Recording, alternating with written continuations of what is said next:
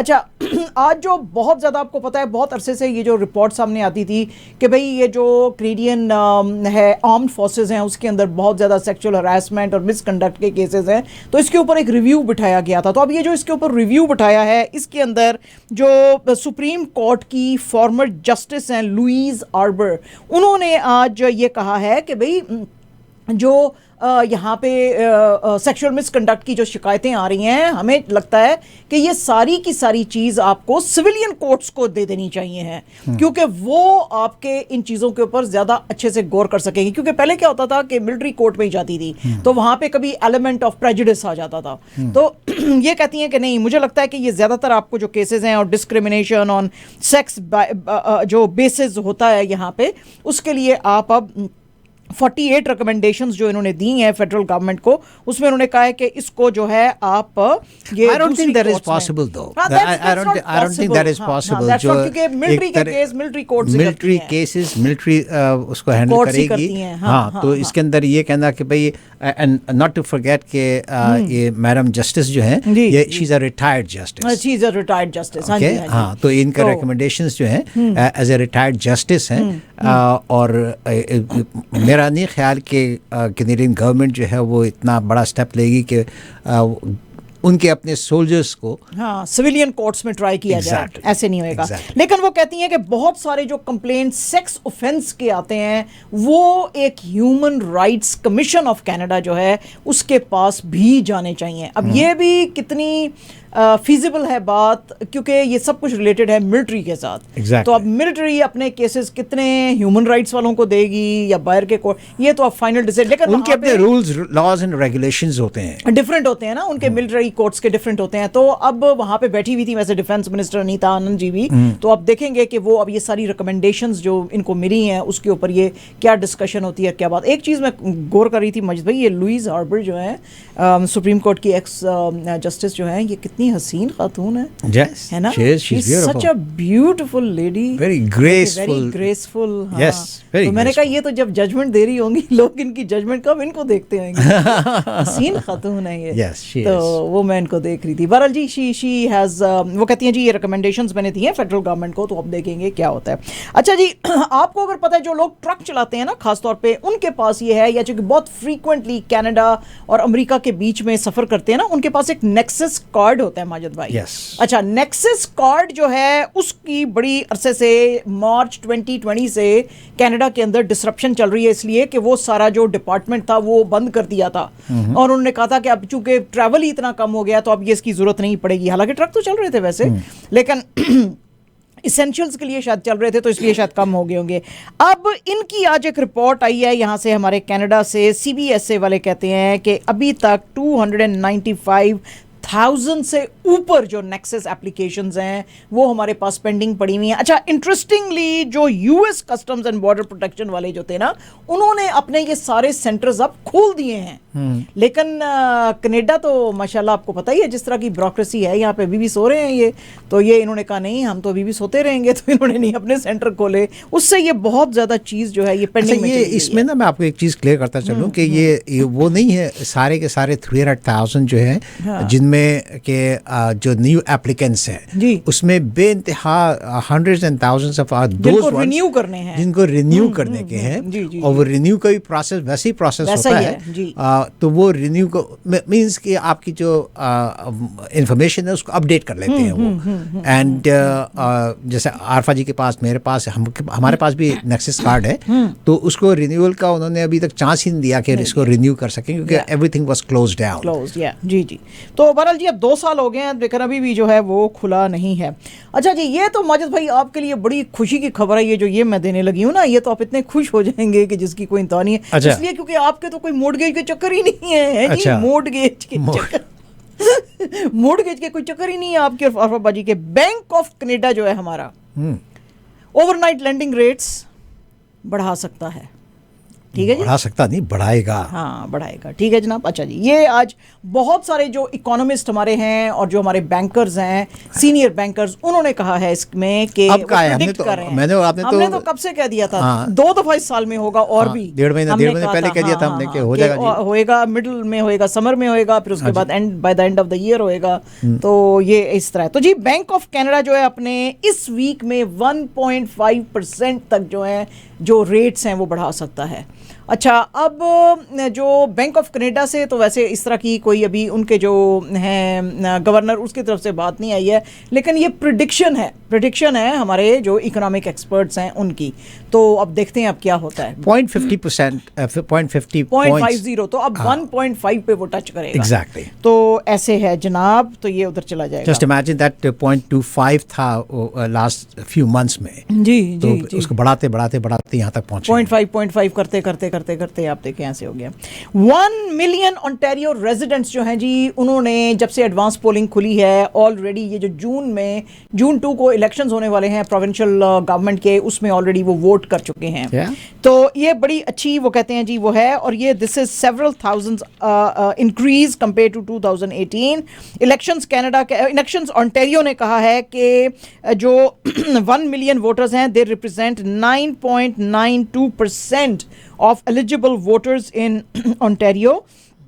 और वो कहते हैं जी कि ये पिछली दफ़ा से जो था वो 6.8% एलिजिबल वोटर्स ने 2018 में एडवांस पोलिंग में वो लोग गए थे, जो कि 5 डेज़ का था। तो इसके अंदर अब ये है कि असल में 10 डेज़ भी उन्होंने कर दिए, यानी 5 डेज़ और बढ़ा दिए हैं। तो 10 डेज़ एडवांस पोलिंग है, जो कि 2018 में इट्स फिनिश नाउ। तो लेकिन जो पिछली दफा होती थी वो 5 डेज होती थी। 1,66,545,000 लोगों ने जो है यहाँ पर वो वोटिंग की है अपनी एडवांस पोलिंग में। और जैसे आप कह रही थी कि लास्ट टाइम 2018 में 6.8% था, which was 698,609 वोटर्स। वो 5 दिनों में किया था, ये 10 दिनों में किया है। मगर ये कि दैट्स अ गुड साइन कि ऑलमोस्ट 10% जो एलिजिबल वोटर्स हैं उन्होंने जो है इसको कर दिया है। और आप उसको भी देख लें कि अगर फेडरल जो इलेक्शन था लास्ट टाइम, तो उसमें भी 700,000 के करीब लोगों ने किया था। So this is a very good sign कि people are taking interest and they are coming out and they are actually they want to vote, use the right to vote. अच्छा जनाब, वीकेंड के ऊपर जो है लंदन के अंदर कल संडे को डक फोर्ड साहब लंदन में थे और वहाँ पे रैली कर रहे थे। तो थोड़ी देर के लिए उनकी रैली जो है उसमें डिसरप्शन आ गई। उसकी वजह यह है कि एक आदमी जो है जिसको कि अब आइडेंटिफाई किया गया है, जेफरी हैंक्स, ये लोग सब जो हैं, इनका जो ग्रुप है लंदन हेल्थ कोलिशन, वो ये लोग बाहर जमा हुए थे और ये प्रोटेस्ट कर रहे थे। जबकि फोर्ड साहब ने अपने रिमार्क्स देने थे लैंप लाइटर इन के अंदर। ये इनका जो प्रोटेस्ट था, ये उस प्रोटेस्ट में कह रहे थे कि भाई आप जो हैं हेल्थ केयर में जो इतने कट्स कर रहे हैं वो कट्स ना करें, और आप प्राइवेटाइज कर रहे हैं हेल्थ केयर को, ये आप ना करें। तो उसके सिलसिले का ये जो है वो भी ग्रुप का मेंबर था। अगर बाहर जो ये लोग थे उनमें बहुत सारे पोस्टर्स थे, don't privatize our public health care, और बाकी क्या बच्चों से रिलेटेड थे और इस तरह करके थे कि ये जो है बहुत सारे बच्चे सफ़र करेंगे अगर आप ये करेंगे। तो बहरहाल जी इस बंदे को पकड़ लिया गया और इसको जी फिर सिक्योरिटी ने बाहर निकाला, और वो जो वहाँ पे क्राउड भी बैठा हुआ था वो सारा जो था बड़ा प्रो डक फोर्ड साहब था, तो उन्होंने भी इसको बड़ा कंडेम किया, इस आदमी का जो एक्शन था उसको। बहरहाल इसको जी बाहर लेके गए, लेकिन बदमज़गी हुई वहाँ पे लंदन में ये जब थे। डक फोर्ड साहब जो हैं उनसे, वो ऑटवा में थे और उनसे पूछा गया कि भाई आप प्रीमियर हैं ओंटारियो के और यहाँ पे इतना एक तूफान आया, इतनी तबाही मची, तो आप जो हैं ऑटवा में आए ही नहीं और आप दूसरी जगह पे जाते रहे। तो इन्होंने डिफेंड किया इसको। उन्होंने कहा जी मैं कॉन्स्टेंटली हाइड्रो ऑटवा के साथ जो था मैं इन टच था और मैं उनसे पूछ रहा था कि आपको क्या रिसोर्सेज चाहिए, आपको मेरी क्या हेल्प चाहिए, और जो वो कह रहे थे हम उनको जो है फैसिलिटेट कर रहे थे। अच्छा, अब जो है हाइड्रो ऑटवा जो है वो अभी भी कह रही है कि बहुत सारे लोगों को तो बिजली रिस्टोर कर दी गई है, but it's been 9 days now, अभी भी 8,000 के करीब जो कस्टमर है उसके पास अभी भी बिजली नहीं है। नहीं है, काम उस पर हो रहा है। तो इसके ऊपर लोगों का बड़ा रिएक्शन था। उन्होंने कहा आप अक्सब्रिज तो चले गए थे मई 23 को, तो आपको यहाँ पे भी आना चाहिए था। तो उन्होंने कहा जी एक तो मैं इलेक्शन ट्रेल पे था और ऐसा नहीं है कि मैंने कोई निगलेक्ट किया था जस्ट बिकॉज ऑफ दैट, मैं उनके साथ इन टच था और हमारी पूरी गवर्नमेंट जो है काम कर रही थी उनके साथ मिलकर। तो ये जो है ऐसा नहीं है। मेट्रो लिंक्स ने आज जनाब बहुत ही खतरे में नाक वीडियोस जो हैं इमेजिन करें, यानी ये वो हैं जो अपने आप को थ्रिल सीकर्स कहते हैं। भाई ये कैसा थ्रिल है कि एक तेज जो है बस आएगी, गो ट्रेन आएगी और आपको मारते हुए निकल जाएगी, तो क्या फायदा इसका। अच्छा ये जो वीडियो आई है ना माजिद भाई, इसमें वो दिखा रहे हैं जैसे ही ट्रेन अभी बिल्कुल जरा सी दूर रह गई है तो वो जंप कर करके क्रॉस कर करके ये जो है रेलवे ट्रैक उसके ऊपर जा रहे हैं। तो अब आप सोचें कि इनमें से कभी किसी की अगर टांग या पैर फंस जाए वहां पे, वो जो कांटा जिसको बोलते हैं उसके अंदर, तो बस ये गया फिर बंदा। ये तो निकलना मुश्किल है क्योंकि वो तो इतना जोर से उसके साथ वो लग जाता है ना, क्योंकि उसने ट्रैक चेंज करना होता है ट्रेन का, तो वो तो अपनी जगह से हिलता नहीं है। तो आप सोचें, तो ये उन्होंने आज वीडियो जो की है, ये वीडियो है तकरीबन कुछ 2 लोग इसमें दिखा रहे हैं कि जो जंप कर रहे हैं इन फ्रंट, और एक जो है वो सामने वाले ट्रैक के ऊपर खड़ा हुआ है। तो ये हम्बर रिवर रेल जो है, रेल ब्रिज डंडा स्ट्रीट के पास, उसके पास की ये तस्वीरें हैं। और ये कहते हैं जी कि हमने इस तरह बहुत सारे जो, हमारे पास इसकी वीडियो भी है, अगर हमें आप वीडियो दिखा दें तो ये देखें। हाँ ये देखें, ये वीडियो जो हमारा टीवी देख रहे हैं इस वक्त, वो वीडियो देख सकते हैं कि it was so close, amazingly, they were just lucky शादी जी कि टांग इनकी फंसी नहीं या उसने हिट नहीं किया ये कि वो गो ट्रेन ने। Yes exactly, yes. तो ऐसे है। तो वो कहते हैं जी कि तकरीबन 100 कनेडियंस जो हैं अब तक जिन्होंने कि ऐसी हरकतें की हैं वो बहुत सीरियसली इंजर हुए हैं फिर। तो इसलिए वो कहते हैं जी इस तरह की हरकतें ना करें, क्योंकि ये जो है ये ट्रेसपैस करना और उसके ऊपर ट्रैक्स पे आ जाना, this can be very very deadly. तो आपको खुद भी सोचना चाहिए। अच्छा जी, Canada also is getting in news for all the wrong reasons now, and this time it is the Punjabi singer जो कि रैपर है पंजाब, इंडियन पंजाब का, सिद्धू मूसेवाला। वो उसको पंजाब में कल 4 गोलियां मार के, जब वो अपनी गाड़ी में था तो उसको जो है मार दिया गया है। और ये इसके जो हैं लिंक्स अब टोरंटो से मिल रहे हैं, कनाडा से मिल रहे हैं। एक तो ये हम्बर कॉलेज में पढ़ता भी था, और बहुत सारी जो इसकी इनिशियल वीडियोस थी वो यहाँ पे ये टोरंटो में बनाता था। मेंबर ऑफ पार्लियामेंट था, उसके लिए कांग्रेस को इसने ज्वाइन किया था। और यहाँ पे जो मानसा के जो डीएसपी हैं गोबिंदर सिंह, उन्होंने कहा है जी कि इनके साथ इनके कज़न और दोस्त पीछे, उनकी भी ऊपर गोलियां मारी गई थी, लेकिन वो ज़ख्मी हैं। लेकिन ये जो खुद हैं, ये इनकी डेथ हो गई है। असल में पंजाब गवर्नमेंट ने अनाउंस किया था कि अब सारा ये वीआईपी कल्चर हम खत्म कर रहे हैं, भगवंत मान जी ने कहा था। और उन्होंने कहा था ये सारा एक फैशन, एक स्टेटस सिंबल बन गया है कि ये गार्ड जो है आपके साथ चल रहे हैं। बहरहाल फिर भी इनको कहा गया था कि भाई आप बुलेट प्रूफ गाड़ी भी लें और आप 2 जो हैं वो कमांडोज भी लें। तो इन्होंने कहा जी नहीं, अगर मेरी बाकी सिक्योरिटी ले रहे हैं तो ना तो मुझे 2 कमांडोज चाहिए और ना तो मुझे ये जो है वो चाहिए। तो तकरीबन पंजाब में 424 लोग थे जिनकी के सिक्योरिटी ले ली गई थी, उनमें से एक ये थे। अच्छा, अब कनाडा बेस्ड एक गैंगस्टर है, उसका नाम है गोल्डी ब्रार। उसने इस अटैक की रिस्पॉन्सिबिलिटी ली है। गोल्डी ब्रार जो कि कनाडा में इधर रहता है, उसने कहा है कि जी इसने ये जो है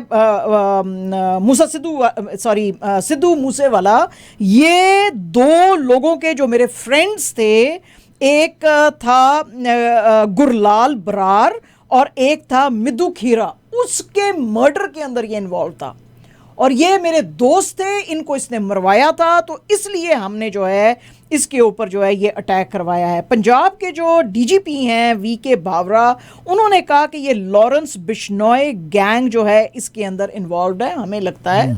और हमने इसके ऊपर एक एसआईटी जो है वो बिठाई है जिसके के अंदर सारे पुलिस वाले हैं और वो ये इसको करेंगे। और क्योंकि अब ये सारी चीज़ें इसलिए भी गोल्डी बरार की तरफ इशारा कर रही हैं जो कि कनाडा बेस्ड गैंगस्टर है, क्योंकि इसने अपनी फेसबुक की एक पोस्ट में कहा था कि सिद्धू मूसेवाला जो है ये मेरे दोस्तों के मर्डर में इन्वॉल्व है और हम इसको नहीं छोड़ेंगे। तो इसलिए बहुत सारी चीजें जो हैं अब सामने तो आ गई हैं। इन्वेस्टिगेशन जारी है, अभी इन्वेस्टिगेशन चल रही है, तो अब पता चलेगा। और जो है तो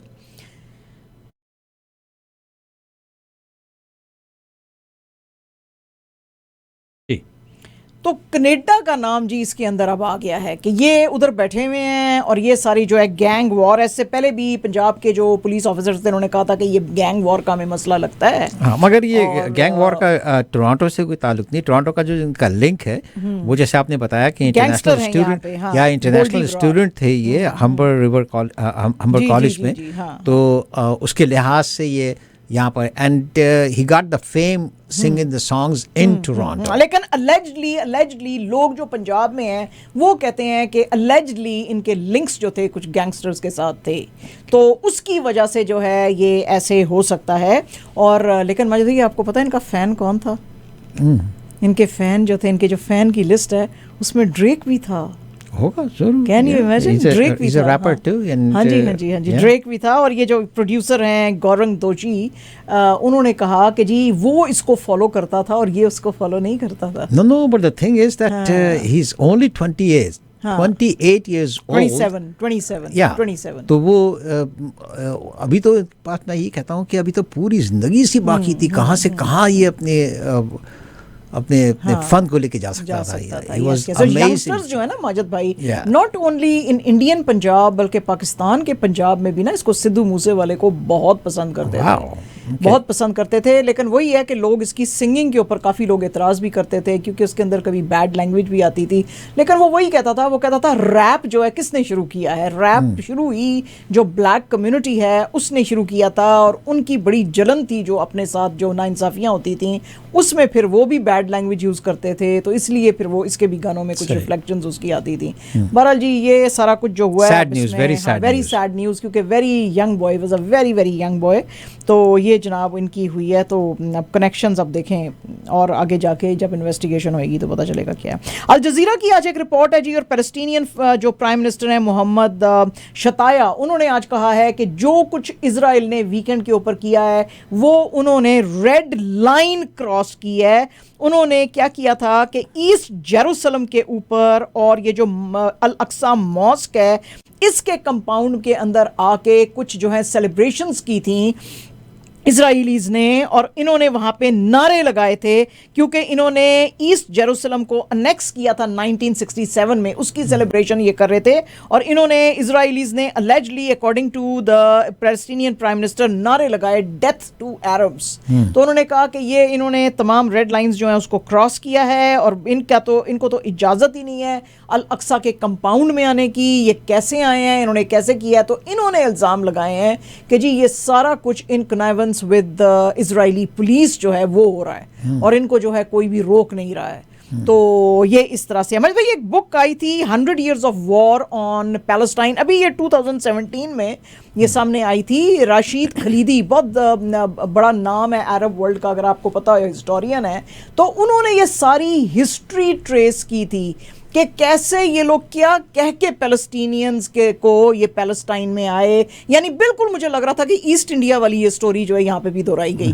जिस तरह वो गोरा आया और उसने कहा जी कि हम ट्रेड करना चाहते हैं, फिर हौले हौले वो ट्रेड के चक्कर में सारा हिंदुस्तान के ऊपर काबज हो गए वो सारे। तो इसी तरह ये इनकी भी ये जो इन्होंने लिखी है ना book 100 Years of War of Palestine, उसके अंदर कैसे ये लोग आए, क्या इन्होंने स्टोरियाँ बताई, क्या ये भोले वाले पैलेस्टीनियंस जो थे उनको कहा हम तो बड़े पैसे वाले, क्योंकि ज्यूज मशहूर तो हैं पैसे वाले, कि हम इधर ये करेंगे और फिर हौले हौले ये कैसे जो है सारे के सारे इलाके के ऊपर जो है कब्जा करते चले गए और सेटलमेंट्स बनाई और वो किया। तो it's a very beautiful book, very sad, लेकिन वेरी सैड। तो अगर आप इसको पढ़ना चाहें तो आप पढ़ सकते हैं, बहुत ही अच्छी किताब थी और अभी रिसेंटली आई थी। तो उसके अंदर ये आपको ज़रा बैकग्राउंड पता चलेगा कि what was Palestine's history and what was the background, और कैसे ये मसला पैदा हुआ और ये कैसे आए और कैसे ये सारा कुछ इन्होंने फिर इसकी ऑक्यूपेशन और एनेक्सेशन की। ब्लूमबर्ग की जनाब आज एक रिपोर्ट है और इसके मुताबिक जर्मनी में वर्स्ट जो है इन्फ्लेशन आ गई है। इनके जो फाइनेंस मिनिस्टर हैं क्रिश्चियन लिंडनर, उन्होंने कहा है जी कि हमको चीज़ें बहुत ज़्यादा सख्त करने की ज़रूरत है और जितनी ये हमारी फिस्कल पॉलिसी जिसके के अंदर बेतहाशा हमारे एक्सपेंसेस हैं लग्जरी चीज़ों के लिए और बाकियों के लिए, उस सब वो जो है एक्सपेंडिचर उसको कट करना पड़ेगा अगर हमको अपनी इकोनॉमी को अप एंड रनिंग रखना है। आपको पता ही है कि यूरोपियन यूनियन की बिगेस्ट इकोनॉमी है जर्मनी, राइट, यूरोप में। तो ये कहते हैं जी कि हमारी जो है ये कंज्यूमर गुड्स और ये फूड कॉस्ट और एनर्जी कॉस्ट 8.7% ऊपर चली गई हैं, which is the highest in 10 years। और इनको ये बहुत सारे जो हैं लोगों को सहूलतें देते थे और बड़ा हाई लाइफस्टाइल था यहाँ पे जर्मनी में। तो वो कहते हैं जी ये सारे छमछमे अब हमें बंद करने पड़ेंगे। ये जितनी लार्ज स्केल जो परचेजेस हैं इनको हमको बंद करना पड़ेगा, तभी हम जो है अपनी जहाँ पे जिस जगह पे हैं वहाँ पे रह सकेंगे, सस्टेन कर सकेंगे। तो ये अगेन बहुत अलार्मिंग है। इससे पहले भी आपको पता है खुद डॉयचे वेला जो है इनका अपना खुद का जो मीडिया है उसने भी अनाउंस किया था, मीडिया हाउस जो है ये सिर्फ जर्मनी ने अनाउंस किया है ना। तो जर्मनी और आप EU की सारी कंट्रीज को देख लें, they are not in any better way. No, वहाँ पर भी वो यही मुश्किलात हैं, लेकिन चूंकि ये सबसे बड़ी इकोनॉमी है ना वहाँ पे, तो इसलिए इसकी बात ज्यादा करते हैं वो जर्मनी की। और जर्मनी का सबसे बड़ा जो फियर है वो ये भी है कि अगर हमारी गैस कट कर दी रशिया ने तो ये क्राइसिस और भी डीप हो जाएगा। और अगर इस इकोनॉमी का जो है क्राइसिस आया, उसके डीप हुआ, तो फिर वो सारे यूरोप में फैलता चला जाएगा। तो इसलिए इसकी बात जो है ना जर्मनी की बात बहुत करते हैं वो लोग उधर ऐसे। अच्छा जनाब, रॉयटर्स की आज एक रिपोर्ट आई है और इसके मुताबिक जो इजिप्शियन कोर्ट है, मुस्लिम ब्रदरहुड से जो रिलेटेड बहुत सारे लोग थे उनको आज सजाएं दी गई हैं। आपको पता है कि मुस्लिम ब्रदरहुड जो है वो अमेरिका की तो नापसंदीदा लिस्ट में है ही है, क्योंकि वो कहते हैं जी ये फंडामेंटलिस्ट हैं और इनके अंदर टेररिस्ट हैं, अलेजली वो कहते हैं। तो इजिप्ट में भी कोई मुस्लिम ब्रदरहुड को ज़्यादा पसंद नहीं करता, क्योंकि वो कहते हैं ये बहुत ही, यानी कि हमारे जैसे मौलवी हैं ना, मौलवी हैं, तो वो कहते हैं हाँ ये मौलवी हैं सारे, तो ये मौलवियों को ज़्यादा इजिप्ट में इनकी क्लास को पसंद नहीं किया जाता। तो उन्होंने जी ये इनको सजाएं दी हैं। अच्छा, इसमें सबसे जो बड़ा नाम है वो आपको पता ही है कि एक्स प्रेसिडेंशियल कैंडिडेट हैं अब्दुल मुनीम अब्दुल फतू। हालांकि 70 ईयर्स इनकी एज है, लेकिन इनको कहा गया है जी कि इनके लिए हम जो है वो जेल टर्म 15 ईयर्स की इनके लिए अनाउंस की है। इसके अलावा मोहम्मद अल कसास जो हैं, जो कि इसके मुस्लिम ब्रदरहुड के डेप्यूटी हेड हैं, उनको 10 ईयर्स दी गई है। महमूद इज़्ज़त जो हैं उनको तो लाइफ सेंटेंस दी गई है, और जो है वो उनको कहा है कि जी इनको भी एटलीस्ट जो है ये 15 साल, यानी 14 साल लाइफ होती है, वो 15 साल कहते हैं जी इनको रखें। तो ह्यूमन राइट्स वॉच और एमनेस्टी इंटरनेशनल ने कहा है, उन्होंने कहा हाँ जी ठीक है, उन्होंने बहुत सारे इनके ऊपर केसेस भी बनाए हैं और वो कह रहे हैं जी कि ये बहुत सारे गलत कामों के अंदर इन्वॉल्व हैं, लेकिन हमें लग नहीं रहा कि इस वक्त की जो इजिप्शियन गवर्नमेंट है वो कोई सही फैसले कर रही है। ये सारे पॉलिटिकली मोटिवेटेड हैं, क्योंकि इसके अंदर जो बहुत सारे लोग हैं सिर्फ वो मुस्लिम ब्रदरहुड के नहीं हैं, जो प्रो डेमोक्रेसी जो एक्टिविस्ट हैं, मीडिया वाले हैं, क्रिटिक्स हैं, उनको भी इसके अंदर सबको रगड़ दिया उन्होंने इकट्ठे। तो ये बिल्कुल सही नहीं है। उन्होंने ये हाईलाइट कर रहे हैं कि जी हम सजाएं दे रहे हैं इसको मुस्लिम ब्रदरहुड को, तो ये दिस इज़ नॉट ट्रू। ये मुस्लिम ब्रदरहुड के अलावा और भी बहुत सारी पर्सनालिटीज़ हैं इसके अंदर जिसके के साथ ये कर रहे हैं। तो इट्स वो है बहुत ही एक जो है खतरे की बात मिडल ईस्ट के अंदर हो सकती है। आपको पता ही, हमने आपको बहुत दफ़ा ये हिस्ट्री सुना दी है, ये जो अब्राहम्स अकॉर्ड करवाया था ट्रंप साहब ने अरब कंट्रीज़ के साथ, जिसके के बाद फिर यूएई और बहरीन ने दोस्तियां बना ली थी इजराइल के साथ। अब ये इजराइल की दोस्ती अमेरिका अब चाह रहा है कि सऊदी अरेबिया से भी होए, और पिछले दिनों में सऊदी अरेबिया में इजराइल के बहुत सारे ऑफिशियल्स जो हैं वो कॉन्स्टेंटली विजिट कर रहे हैं। वाशिंगटन भी वो विजिट कर रहे हैं जा के, वहाँ पे भी बात चल रही है, और फिर वो सऊदी भी जाते हैं और प्रिंस सलमान जो हैं उनसे मिलते हैं, क्राउन प्रिंस जो हैं मोहम्मद बिन सलमान, उनसे मिलते हैं। अच्छा, इसमें जो लोग वहाँ पे गए हैं अभी तक, डिफेंस मिनिस्टर बैरी कैंट्स हैं, एक्स मोसाद चीफ्स हैं जी, इसके अंदर योसी कोहेन और तमीर पार्डो और इस तरह के और बहुत सारे लोग जो हैं ये सऊदी अरेबिया जा रहे हैं। अच्छा, इसमें अब चिंता का बायस क्या है, यानी इसमें परेशानी क्या है कि भाई वो तो विजिट्स हो रहे हैं वाशिंगटन में भी, इधर भी, जैसे यूएई और बहरीन ने किया है तो वैसे इनके साथ भी शायद दोस्ती कर रहे हैं। No, it is not that simple with Saudi Arabia, it is not that simple. उसमें क्या है, रेड सी के अंदर 2 आइलैंड्स हैं, तीरन और सनफी, और ये जो हैं बड़े रिच ऑयल आइलैंड्स हैं, विच apparently are part of which is part of Strait of Tehran, और ये ईरान इसको अपना हिस्सा समझता है, और ये ऑयल रिच है एरिया, दोनों जो आइलैंड्स हैं। अमेरिका क्या कोशिश कर रहा है, वो ये कोशिश कर रहा है कि इन 2 इलाकों को सऊदी अरेबिया को दे दिया जाए ताकि सऊदी अरेबिया ज़्यादा ऑयल पंप करे और जो ये इतनी ज्यादा ऑयल की और एनर्जी की जो क्राइसिस दुनिया में आ गई है उसको डील किया जा सके, इसका सबसे बड़ा बेनिफिशियरी खुद यूएसए होएगा। तो यानी कि आप सोचें कि रशिया को बिल्कुल काटने के लिए वो यहां तक जो है, क्योंकि उनको पता है कि सऊदी अरेबिया जो है ईरान को पसंद नहीं करता है, तो जो भी हम इसको ईरान के खिलाफ बात करेंगे सऊदी अरेबिया बड़ा खुश हो जाएगा। और आपको बैठे बैठाए कुछ इलाके भी अगर आपके मुल्क को मिल रहे हैं तो who doesn't like it, right?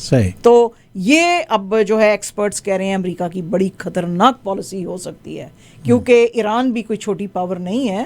फिर ईरान भी रिएक्शन में कुछ करेगा, आप सऊदी को वेपन्स देंगे, फिर ईरान भी अपने जो उन्होंने बनाए हुए हैं वो उनके पास भी हैं, तो ये फिर से जैसे इराक ईरान की वॉर हुई थी, अब सऊदी और ईरान की वॉर, और बीच के बेचारे जो कंट्रीज हैं वो फिर पिस जाएंगे इसके अंदर वॉर में, क्योंकि फिर साइड्स फिर लेनी पड़ेंगी ना इसमें भी। जैसे अब पाकिस्तान है, पाकिस्तान को बड़ा, अब पाकिस्तान को वो कहेंगे कि जी तुमने ईरान का साथ लेना है कि तुमने सऊदी का साथ लेना है, तो अब क्या करेगा पाकिस्तान, यू नो किसका साथ देगा? क्योंकि इस वक्त वो ईरान के साथ अच्छे ताल्लुकात बनाने की पाकिस्तान कोशिश कर रहा है। वही बात है ना, ऑयल क्राइसिस है, नाले नेबर भी है ईरान तो हमारा, लेकिन सऊदी के बड़े एहसान है पाकिस्तान पे। तो this will be a very very disastrous American policy again यहाँ पे अगर उन्होंने ऐसे किया तो ये जनाब जो है ना वो चीजें, क्योंकि ये बहुत दिनों से स्मोक देयर इज फायर, क्योंकि ये बहुत दिनों से माजिद भाई ये जो बड़े बड़े अखबार है ना अमेरिका के, उसके अंदर आ रहा है कि हमें इतना सिंपल नहीं लग रहा ये कि ये जो इजरायली ऑफिशियल्स हैं ये सऊदी जा रहे हैं। भाई क्यों जा रहे हैं, यू नो अगर तो ट्रेड टाइज हैं फिर तो ठीक है, बट व्हाट इज दिस, ये क्या हो रहा है, ये क्यों चाहते हैं कि ये जो टायरन और सनफी के इलाके हैं ये सऊदी, इसके ऊपर क्यों बात हो रही है? तो ये हो सकता है। रॉयटर्स की जनाब एक रिपोर्ट है, वही जो हम आपको बहुत बहुत बहुत दिनों से बता रहे हैं, जिस दिन से रशिया की वॉर शुरू हुई है ना यूक्रेन के साथ, हमने आपको वही कहा है कि इन मस्कीनों को ये कह के कि हम आपके पीछे खड़े हैं, जाओ लड़ो मरो रशिया के साथ, वरना निगोसिएशंस हो सकती थी। इनकी अपनी जो कांग्रेस है उसके अंदर लोगों ने अमेरिका को कहा था मत धकेलो इस छोटे से कंट्री को वॉर के अंदर, ये स्टैंड नहीं कर सकेंगे, इनके बीच में दोस्ती बनाओ, नहीं तुम रशिया के खिलाफ लड़ो मरो। अच्छा, अब इन्होंने, अब चूंकि रशिया की हमने आपको फ्राइडे को बताई थी कि ज्यादा से ज्यादा इलाकों के ऊपर वो कब्जा करता चला जा रहा है, तो यूक्रेन अब छोटा मुल्क है, जाहिर है उसको अब जो है वो मुश्किल पड़ी हुई है। वैसे तो उन्होंने वेपन्स बहुत सारे उनको भेजे हैं, वो कह रहे हैं मल्टीपल लॉन्च रॉकेट सिस्टम जो है तुम्हारा और high mobility artillery rocket system जो है ये हमको चाहिए। इसने अमेरिका को कहा है, ज़ेलेंस्की साहब ने, इन्होंने कहा जी हमको ये दो। तो जनाब आज बाइडेन साहब ने एब्सोल्युटली नॉट बोल दिया इनको। अच्छा, हाँ, उन्होंने कहा बिल्कुल ये नहीं देंगे हम आपको, क्योंकि मेरा ख्याल है कि कांग्रेस में शायद इनको किसी ने कहा है कि अगर आपने ये दो चीजें high mobility artillery rocket system या कि मल्टीपल लॉन्च रॉकेट सिस्टम्स इनको दिए और इन्होंने अगर रशियन सिटीज को इसकी वजह से हिट करना शुरू कर दिया, फिर दैट इज, क्योंकि फिर रशिया न्यूक्लियर उसके ऊपर जाएगा और फिर वो छोड़ेगा नहीं ना यूक्रेन को ना किसी और को, फिर मतलब डेस्परेट हो जाएगा ना, तो फिर वो कुछ भी करेगा। इन्होंने आज इनको एब्सोल्युटली नॉट बोल दिया, उन्होंने कहा हम नहीं दे रहे आपको। तो अब नाउ यू नो अब क्या करेंगे, ठीक है जी। तो ये है, इसीलिए जो है बहुत जो खबरें आ रही हैं मीडिया के अंदर कि अब ये बहुत तरले कर रहे हैं, और यूरोपियन यूनियन के अंदर भी कुछ लोग हैं जो कि ये खतरा देख रहे हैं, वो भी कह रहे हैं कि भाई पुतिन से बात करो। जैसे आजकल टर्की को बहुत ज़्यादा कहा जा रहा है, अर्दोगान साहब को बैठो बात करो। अर्दोगान साहब कहते हैं हाँ मैं कर सकता हूँ इनके बीच में डील ब्रोकर, लेकिन दोनों लीडरों को आमने सामने बैठना पड़ेगा, पुतिन को और ज़ेलेंस्की। उनका अब तुर्की का एक और मुतालबा आ गया ना सामने कि वो जो फिनलैंड को और स्वीडन को अपना दे नेटो का, वो ना दे मेंबरशिप। जब भी बात करते हैं वो अर्दोगान साहब जब बात कर रहे हैं कि yes I can do that, but the only thing is that you got look at this because ये हमारे लिए मुश्किल है क्योंकि हमारे जो सेपरेटिस्ट हैं वो इनके कंट्रीज में बैठे हुए हैं और वो प्रॉब्लम्स क्रिएट टर्की के लिए करते हैं। तो ठीक है ना भाई, अब उसका भी कंसर्न है। तो बहरहाल ये अब चीज़ें गंभीर होती जा रही हैं माजिद भाई, ये क्या हो रहा है ये। अच्छा जी, आज जो first nail in the coffin जो है वो रशिया ने अनाउंस कर दिया है। रशिया की जो गैसप्रॉम एक्सपोर्ट है उसने कहा है कि जो नेदरलैंड्स की डच गैस टेरा है कल से उनको सप्लाई गैस की बंद की जा रही है। उसकी वजह यह है कि हमने इनको एक प्रपोजल भेजा था नेदरलैंड्स को, और हमने इनको कहा था कि तुम अब पेमेंट्स हमको रूबल्स में करोगे। इन्होंने इंसिस्ट किया है कि हम डॉलर्स में ही करेंगे, लिहाजा कल विच इज 31 मई, कल से गैस नेदरलैंड्स को बंद हो रही है। ओह ओके, ठीक है। और उसने पहले बुल्गारिया को मेरा ख्याल बंद किया हुआ है, बंद किया था, यस यस कुछ, लेकिन वो 25% 30% ऐसे करके, तो अब वो आहिस्ता आहिस्ता हौले हौले बुल्गारिया को बिल्कुल फुली बंद कर देगा। इसको तो कल से फुली बंद कर रहे हैं वो। अच्छा, हाँ जी पायन, फिर की होएगा, फिर थे पाकिस्तान के हालात होंगे, अंधेरा ही अंधेरा है जी। गैस पे तो काफ़ी चीज़ें चलती हैं उनकी गैस पे। यस यस, तो ये चक्कर है। अच्छा जी, तो ये अच्छा जी, नेपाल में बड़ा एक अफसोस का वाकया हुआ था। एक पैसेंजर प्लेन था जो कि गिर गया था, उसके अंदर जो है काफ़ी सारे लोग सफ़र कर रहे थे, तो बहरहाल उसका रैकेट जो है वो मिल गया है। इसके अंदर जो थे 22 लोग थे, और 22 में से 14 की बॉडीज़ इन्होंने निकाल ली हैं। यहाँ पे इनका ये नेपाली करियर था तारा एयर, जो कि चल रहा था पोखरा से, और ये जा रहा था जोम सोम की तरफ, जो कि फेमस ट्रैकिंग डेस्टिनेशन है। और मिलिट्री वाले और प्राइवेट हेलीकॉप्टर्स वाले काफ़ी ये तलाश कर रहे थे रैकेज में, तो रैकेज इनको मुश्किल से मिला, और फिर जब मिला तो उसके अंदर फिर इन्होंने तलाश शुरू की बॉडीज़ की। तो अभी तक सिर्फ 14 लोगों की मिली है, और बाकी कुछ लोगों की अभी नहीं मिली है। तो ये जो है काफ़ी अफसोस का वाकया जो है वीकेंड के ऊपर ये किया गया। इंडिया के अंदर जी जो एनफोर्समेंट डायरेक्टरेट है, उसने दिल्ली के जो हेल्थ मिनिस्टर हैं जैन साहब, उनको जो है उनके घर पे जो है वो रेडें डाली हैं। अच्छा, अब क्या हुआ, सत्येंद्र जैन है इनका नाम, वो इन्होंने कहा जी कि तुम्हारे खिलाफ जो है 5 साल पहले मनी लॉन्ड्रिंग का जो केस था वो अब खुल गया है, क्योंकि फिर से हमारे पास जो है FIR नई आ गई है, और वो कह रहे हैं कि इसको खोलें। अच्छा, अब इसके ऊपर जो है जो दिल्ली के चीफ मिनिस्टर अरविंद केजरीवाल जो हैं वो तो भड़क गए हैं। इनको सबसे पहले इनको अरेस्ट किया था जिस वक्त ये जैन साहब जो थे आपके इंचार्ज थे हिमाचल प्रदेश में, तो उस वक्त भी कहा गया था कि डिसअप्रोप्रिएशन ऑफ एसेट्स के लिए हम इनको कर रहे हैं। तो अरविंद केजरीवाल ने कहा है कि जब भी असेंबली इलेक्शंस आने वाले होते हैं तो ये जो गवर्नमेंट है सेंटर की, ये हमेशा ऐसे ही करती है, अपनी एजेंसियों को यूज़ करती है और हमें अरेस्ट करती है। तो इन्होंने कहा जी कोई फ़र्क नहीं पड़ता, तुम आके हमारे जितने लोगों को अरेस्ट करना चाहते हो आम आदमी पार्टी के, तुम करो, हम डरते नहीं हैं। इसके अलावा सत्येंद्र जैन साहब ने भी कहा है, उन्होंने कहा तुम मुझे आके अरेस्ट करना चाहते हो, प्लीज़ डू, क्योंकि तुम लोग जब जब हमारे खिलाफ अत्याचार करते हो और हमें ऐसे अरेस्ट करते हो और हमें तंग करते हो, हम जीतते हैं। जैसे कि तुमने पंजाब के इलेक्शन से पहले हमारे ऊपर ये सारे जुल्म किए, तो फिर क्या होया, आप आम आदमी पार्टी फिर पंजाब में जीती, तो अब भी जो इलेक्शंस आने वाले हैं उसमें तुम यही करोगे, फिर तुम हारोगे। तो आओ करो, हम नहीं डरते, आके अरेस्ट कर लो हमको। ये कैसी तड़ी है भाई, है वो भी गवर्नमेंट को। नहीं, मगर अगर वो पंजाब में ऐसा हुआ है और पंजाब में वो लोग जीत गए, तो उनके पास तो एक प्रूफ है ना। बिल्कुल प्रूफ है, ठीक है जी।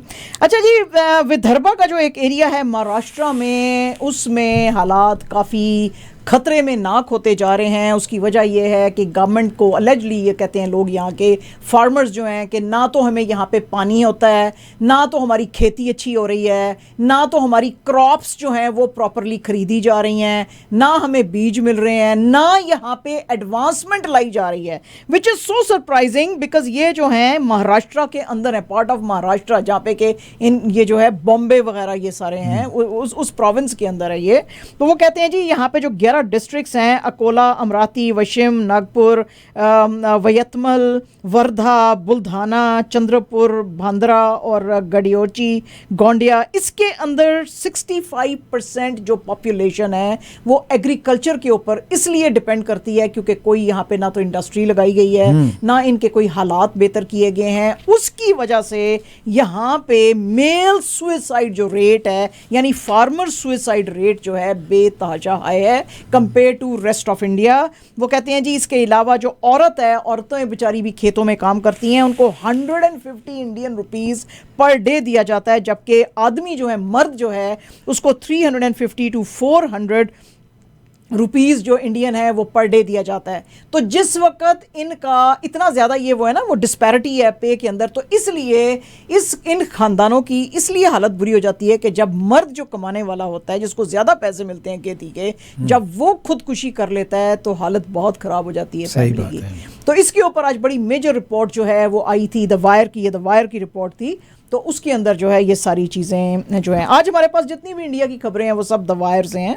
एक और जी द वायर की स्टोरी है, और इसके अंदर जो मुस्लिम मेजॉरिटी रसदार नगर का जो एरिया है उसके अंदर अब एक दफ़ा फिर से जो है एक डिबेट खुल गई है। ये जो है रिवर है, एक रिवर के पास, ये हरमू रिवर के पास ये आबादी है जहाँ पे कि ज़्यादातर मुसलमान रहते हैं।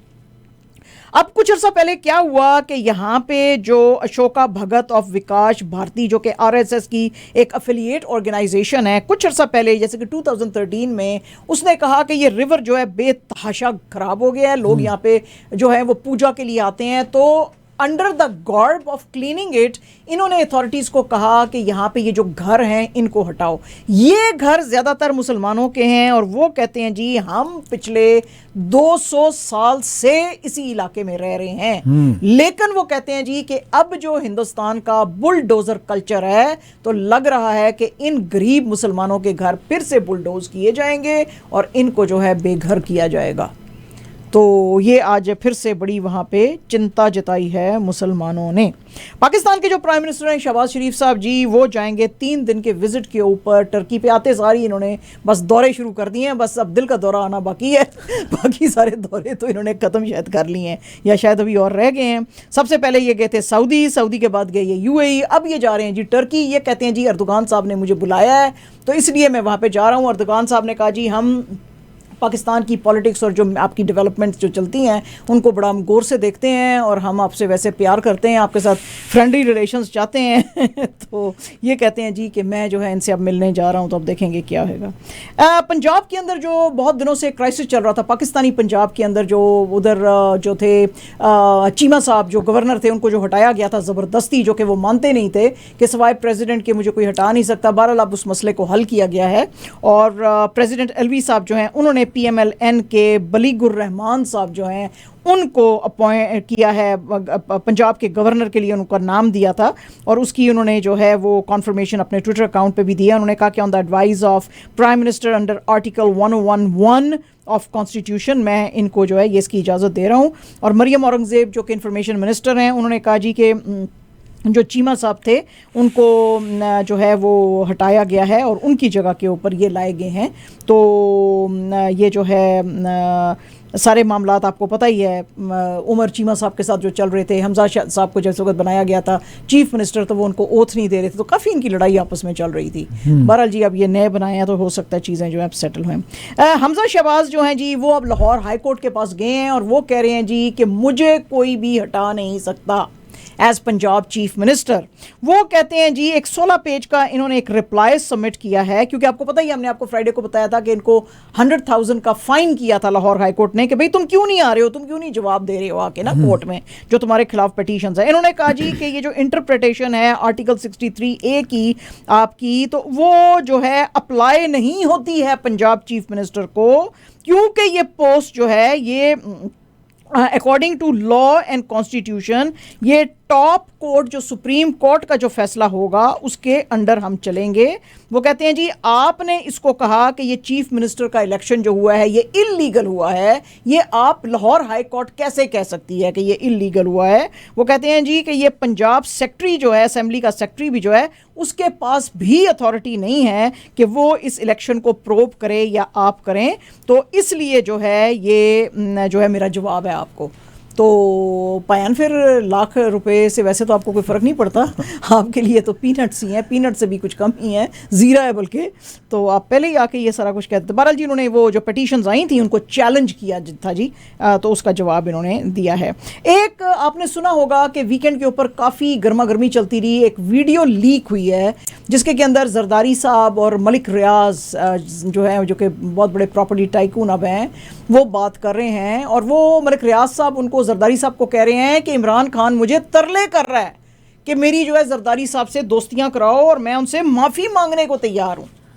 अच्छा जी, ये जो है इसके ऊपर आज PTI ने कहा कि ये कॉन्कॉक्टेड वीडियो है। हालांकि इसके ऊपर आज नेशनल असेंबली में बड़ी शोर हुई, शहबाज शरीफ साहब ने बड़ा इनको हिट किया कि ये बड़ा सादिक और अमीन बनता था। तो ये देख लें, ये सामने आ गया झूठ इसका सारा। शाह महमूद कुरैशी साहब ने कहा है कि ये कैसे पॉसिबल है कि इमरान खान जैसा आदमी जो है वो मलिक रियाज को बोले कि मैं तरले करने को तैयार हूँ और मैं माफ़ी मांगने को तैयार हूँ ये जरदारी साहब को, क्योंकि इसके ऊपर और भी बहुत सारी बातें आ गई थी। PMLN के जो परवेज़ रशीद थे उन्होंने कहा वैसे तो हमें कोई एतराज़ नहीं है अगर इमरान खान साहब बात कर रहे हैं मलिक रियाज से कि मैं माफ़ी मांगना चाहता हूं जरदारी साहब से, लेकिन आपका जो हैंडसम इमरान खान है वो एक जिसको वो कॉन्विक्ट बोलता है जरदारी को, उससे माफी मांगना चाहता है। तो हमें इसके ऊपर आपके हैंडसम इमरान खान पे बड़ी हैरत हो रही है। अच्छा। तो इन्होंने आज एक्सप्लेन किया, उन्होंने कहा कि ऐसी कोई बात नहीं है, कुछ इसमें ये सारा कुछ झूठ है। ये सबसे पहले वीडियो लीक की थी जियो न्यूज़ ने और इसमें कहा गया था कि वो जो कॉन्वर्सेशन सुनी जा रही है उसमें मलिक रियाज जरदारी साहब से कह रहे हैं कि जी इमरान खान साहब मुझे कह रहा है मैं माफ़ी मांगने को और पैचअप आपके साथ करने को तैयार हूँ। तो जो है वो शाह महमूद कुरैशी ने सब चीज़ को आज डिनाई किया, उन्होंने कहा झूठ है ये। नेशनल असेंबली के जो स्पीकर हैं राजा परवेज अशरफ साहब, उन्होंने आज PTI के तमाम वो MNAs जिन्होंने कि इमरान खान की गवर्नमेंट जाने के बाद जो है वो कर दिया था, रिज़ाइन कर दिया था, उनको जून 6 तक का टाइम दिया है और उनको कहा है कि आप वॉलंटरली सामने आए, आपके ऊपर किसी का बोझ तो नहीं था, आपने किसी के प्रेशर में तो नहीं रिज़ाइन किया है, तो आप आके मेरे से जो है वो बात करें और ये प्रोसेस जो है ये चलता रहेगा जून 10 तक और आप मेरे से मुलाकात करें और आप मुझे बताएं कि आपने अपनी मर्ज़ी से दिया है या आपको ज़बरदस्ती की गई है। तो पयान मतलब और कोई कम कर लो तुसी, थोड़े को और कोई कम नहीं है, नेशनल असेंबली के स्पीकर हो हैं, ये टाइम जो है ये टैक्स पेयर्स का पैसा ये क्यों आप वेस्ट कर रहे हो। बहरहाल जी दसो जी तुसी झूठ बोल रहे हो कि सच बोल रहे हो, इसके ऊपर जी अब नेशनल असेंबली का स्पीकर टाइम गुजारेगा। वाह जी वाह क्या बात है। अच्छा जनाब, इमरान खान साहब जो हैं उन्होंने कहा जी आज पेशावर के अंदर लॉयर्स कन्वेंशन को ये खिताब कर रहे थे और उन्होंने कहा जी कि पिछली दफ़ा तो जिस वक्त मैं आया था तो मेरे जो वर्कर्स हैं उनके ऊपर बड़ी ये पुलिस की जो है ये ज़बरदस्ती की गई और ये बहुत ज़्यादा ख़राब उनका रवैया था। अब अगर गवर्नमेंट ने इस चीज़ को ठीक ना किया और मैं सुप्रीम कोर्ट को रिक्वेस्ट कर रहा हूं कि ये जो पुलिस एक्सेसेस हैं इनका आप नोटिस लें, अब अगर आपने ना किया तो फिर मेरे वर्कर्स जो हैं वो अपनी खुद की स्ट्रेटजी बनाएंगे इन चीज़ों को देखने के लिए। आपने जो ऑब्स्टेकल्स हमारे लिए खड़े किए थे हम उसके लिए तैयार नहीं थे, लेकिन अब हम तैयारी के साथ आएंगे। उनका कहना था कि हकीकी आज़ादी मार्च जो है वो अब इन्होंने ख़त्म कर दिया था अंडर सेक्शन 144 के और उसके ऊपर जो है कर्ब्स लगा दी थी, लेकिन अब हम तैयारी से आएंगे और हम आपको बताएंगे कि अब मार्च को आगे कैसे लेके जाना है, क्योंकि मैं करप्ट लोगों के अगेंस्ट जिहाद कर रहा हूँ। Minister for information and broadcasting Maryam Aurangzeb साहिबा जो हैं उन्होंने भी आज बड़ा एक मेजर बयान दिया है। बात यह है कि अगर आप सोशल मीडिया देख रहे थे, हालांकि हम तो उधर से खबरें नहीं लेते हैं लेकिन फॉलो ज़रूर करते हैं, वहाँ पे बहुत शोर मचा हुआ था जो कि पाकिस्तानी प्रेस में ये खबरें आ रही थी कि पाकिस्तान से एक डेलीगेशन जो है वो शायद इजराइल से मिलने के लिए गया है। ये हमने पूरी खबर सुनाई थी अबाउट अ मंथ बैक कि अमेरिकन पाकिस्तानी जो हैं वो गए थे Israel, so they are may be natives of Pakistan but now they are American nationals. तो एज अमेरिकन नेशनल्स वो गए थे, लेकिन उसमें क्या हुआ था कि PTV का पाकिस्तान टेलीविजन का उसमें एक एंकर भी मौजूद था who is not an American national. तो ये बहुत सारे अब दिनों से बात आ रही थी कि भाई आपने अपनी जो इजराइल पॉलिसी है उसमें चेंज अप ले आए हो, क्योंकि आप यहूदी एजेंट तो इमरान खान को बोलते थे, तो अब खुद आप वही काम कर रहे हो। तो आज मरियम औरंगजेब ने उसको उसमें जवाब दिया है कि हमारी इजराइल की पॉलिसी वही है जो मोहम्मद अली जिन्ना साहब की थी। वैसे आपको तो उनका नाम नहीं लेना चाहिए, लेकिन चलें आपने ले लिया तो कोई बात नहीं है। हमारी वही पॉलिसी है, जब तक पैलेस्टाइन को उसका हक नहीं मिलेगा हम इजराइल के साथ दोस्ती नहीं बनाएंगे। और ये जो एंकर थे, ये जो इस पाकिस्तानी अमेरिकन डेलीगेशन के साथ गए थे PTV के एंकर, इनको फ़ौरन से पहले जो है अपनी जॉब से निकाल दिया गया है और इनका प्रोग्राम भी ख़त्म कर दिया गया है और ये अपनी पर्सनल कैपेसिटी में गए थे, गवर्नमेंट को रिप्रेजेंट नहीं कर रहे थे। सही। तो ये जनाब ये देखें कितने कट्टे खुले हुए हैं मजद भाई दुनिया में। What is this, what is going on हैं जी। अच्छा जी, आमिर खान जो है उन्होंने अपना लाल सिंह चड्ढा जो है उसका ट्रेलर डाला है। उसके अंदर आपको पता ही है उनके साथ करीना कपूर भी हैं, एक सिख का ये रोल प्ले कर रहे हैं जिसको कि आर्मी में लगाया गया है। उसमें उनकी स्टोरी चल रही है, उनको प्यार हो गया फिर दिल टूट गया, तो पूरे बड़े एडवेंचरस इनकी स्टोरी है। ये स्टोरी बेस्ड है ये जो टॉम हैंक्स की फिल्म आई थी फॉरेस्ट गम उसके ऊपर। तो ये जब इन्होंने अपना पोस्टर दिया तो लोगों को बेइंतहा बुरे लग रहे हैं आमिर खान साहब। वो कह रहे हैं कि ये PK, धूम 3 इडियट सब में ये एक जैसी एक्टिंग करते हैं, कान इन्होंने निकाले होते हैं, आंखें ये बड़ी बड़ी बार निकाल के जो है वो कर रहे होते हैं। 5 साल के बाद आ रहे थे और वो भी अब ये आ रहे हैं एक रीमेक के साथ और इतनी बैड एक्टिंग कर रहे हैं, तो इन्होंने हमें बहुत डिसअपॉइंट किया, तो बहुत इनको लुक्स लाइक टॉम हैंक्स। हाँ, टॉम हैंक्स जैसे लग रहे हैं, लेकिन वो कहते हैं इनकी एक्टिंग बहुत मोनोटोनस होती जा रही है, तो हमको मज़ा नहीं आ रहा इनको देख के। ठीक है जी। एंड जनाब बड़ा मार्का होने वाला है, आपको पता ही है 16 साल की राइवलरी है किसके बीच में? नोवैक, जो कि वैक्सीनेशन नहीं कराता, जोकोविच और राफेल नडाल के बीच में, इनके बीच में जी फ्रेंच ओपन पे फिर से ये एक दूसरे के आमने सामने होंगे। कल ट्यूसडे को सेमीफाइनल्स में ये एक दूसरे को देखेंगे। नडाल जो है उन्होंने 109 मैचेस जीते हैं, 3 लॉसेस थे उनके यहाँ पे पेरिस में, यहाँ पे जहाँ पे दैट इज रॉन्ग बिकॉज़ उनको ना इनको फाइनल्स में लेके आना चाहिए। हाँ, फाइनल्स में लाना चाहिए था। सेमीफाइनल्स इज नॉट रियली, वो थ्रिलिंग हो जाते हैं मैचेस। और जो नोवैक जोकोविच हैं वो अब लीड वैसे तो करते हैं, नडाल से उनकी ज़्यादा वो हैं, 30 उन्होंने जीते हैं, 28 उन्होंने जो है वो 30 to 28 का वो रेशो है। और सबसे पहले जो इन्होंने एक दूसरे के आमने सामने आए थे 206 में, फ्रेंच ओपन में ये आए थे। और जो है ये अब लोग बड़ा इनका इंतज़ार कर रहे हैं कल के मैच का जनाब। फिनलैंड ने हमारे कनाडा को हरा दिया। What is this? पहले लीफे, फिर ट्रानो एफसी, फिर ये पेनल्टी थी जो उन्होंने दी नहीं रेफरी ने। तो वर्ल्ड हॉकी चैंपियनशिप में जी ये, और ये फिनलैंड का चौथी बार है कि ये जीत रहे हैं वर्ल्ड चैंपियनशिप। और इसमें से जो ये दोनों जो हैं एक दूसरे के आमने सामने 3rd टाइम आए थे इसके अंदर जो है फाइनल में। तो जनाब अच्छा वो दी नहीं है, हाँ, उसके ऊपर लोगों को बड़ा अफसोस है, बड़ा हार्ट ब्रेक है उनका। वो कहते हैं व्हाट इज़ दिस, ये बेईमानी है कैनेडियंस के साथ, इतने मासूम बच्चे हैं उनके साथ आपने बेईमानी की है, तो आपको रात को नींद कैसे आएगी? बहरहाल जी आएगी उनको जिनको लंबे पैसे मिलेंगे हैं जी। तो ये बहरहाल जी बड़ी गोल्ड मेडल मिलेगा जी। हाँ जी, गोल्ड मेडल मिलेगा, तो ये उनको जी बड़ा हुआ। एंड जनाब बड़ा स्यापा पड़ गया है, वो स्यापा है F1 का। आपको पता ही है कि दुनिया के जिस हिस्से में भी F1 होता है लोग मिलियंस ऑफ डॉलर्स कमाते हैं, और सारी दुनिया मरती है इस चीज़ के लिए कि जी हमारे मुल्क में F1। आपको पता है लेटली कुछ 10-1 साल में अरब कंट्रीज़ ने कितनी ये F1 के जो ट्रैक्स हैं, जैसे कि इन्होंने जद्दा में किया, फिर उसके बाद अबू धाबी में इन्होंने किया, तो ये अब काफ़ी सारा चाहते। फिर बहरीन में सबसे पहले शुरू हुआ था, बहरीन में इन्होंने F1 के ट्रैक्स जो हैं वो सर्किट्स बनाए थे और F1 रेसेस यहाँ पे करनी शुरू की थी। और आपको पता है कि every city close to 60 million US dollars इनको देता है just to bring F1 races to their country. मगर मोनाको आपको पता ही है कि या तो ये गैम्बलिंग पे चलता है या F1 रेसेस पे चलता है। छोटा सा मुल्क है, तो बड़ा ग्लैमरस किस्म का है, बड़ा खूबसूरत है, फ्रांस के पास है। तो ये सिर्फ अंडर स्पेशल है मोहब्बत F1 से ओनली 15 मिलियन देता है। अब इसका कॉन्ट्रैक्ट रिन्यू होने वाला है F1 का, तो अब लोग कह रहे हैं पायन ये 15 मिलियन चिलियन नहीं चलेगा, क्योंकि दुनिया की और बहुत सारी सिटीज़ जो हैं वो क्लोज टू 60 मिलियन से भी ज़्यादा देने को तैयार हैं just to bring F1 races to their country, right. तो अब अगर इनका रिन्यू ना हुआ तो ये इनका सर्किट धरे का धरा रह जाएगा और ये रेसेस जो है यहाँ से ख़त्म हो जाएंगी।